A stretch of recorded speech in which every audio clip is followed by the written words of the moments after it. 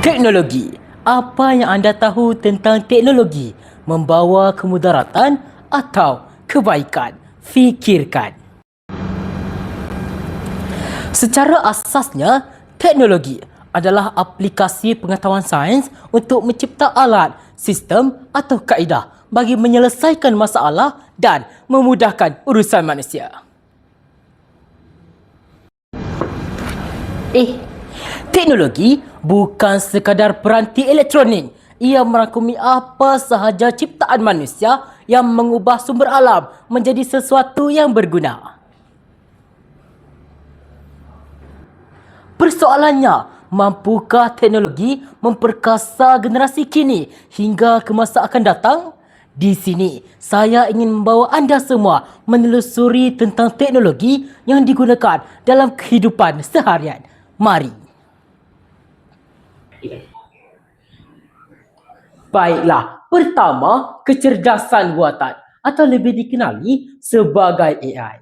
AI adalah cabang ilmu komputer bertujuan untuk menciptakan sistem atau mesin yang bertujuan untuk melakukan tugasan manusia yang biasanya memerlukan kecerdasan manusia.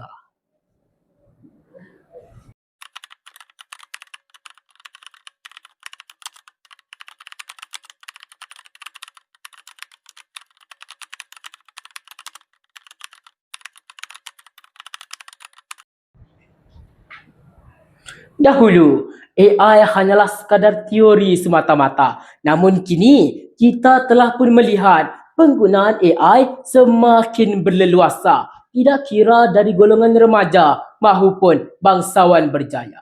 AI dapat membantu kita untuk menyelesaikan setiap masalah yang kita hadapi serta memberi pengetahuan yang cukup menarik. Dari susah ke senang, dari cetek ilmunya hingga cerdas akal fikirannya.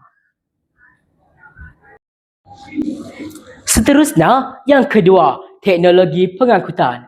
Teknologi pengangkutan adalah penerapan prinsip sains untuk memudahkan seseorang dari satu tempat ke tempat yang lain secara efisien, selamat dan cepat. Teknologi pengangkutan seperti kereta EV yang menggantikan pembakaran internal dengan motor elektrik bagi mengurangkan pembakaran api fosil.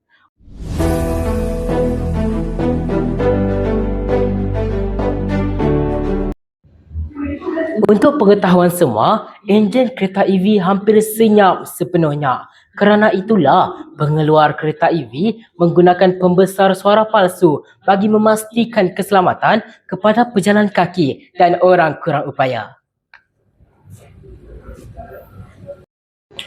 Akhir sekali, ketiga, teknologi ini sememangnya dekat dengan kita. Namun, ramai yang tidak tahu. Saya perkenalkan Internet of Things atau dikenali sebagai IoT. IoT merupakan jaringan perangkat fizik untuk saling berkomunikasi, mengumpul dan berbagi data. Contohnya seperti lampu yang dapat kita kawal dalam telefon pintar sama ada ingin membuka atau menutupnya. Ia memberi tindak balas daripada Wi-Fi sehingga kita boleh kawalnya daripada jauh. Contoh-contoh lain seperti alat kawalan jauh, telefon pintar dan penghawa dingin.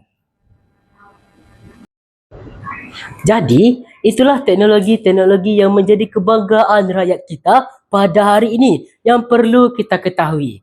Secara garis besar, ilmu pengetahuan teknologi seperti sains dan matematik perlu diterapkan ke segenap lapisan masyarakat supaya dapat diperkembangkan lagi ke persada antarabangsa. Jumpa lagi.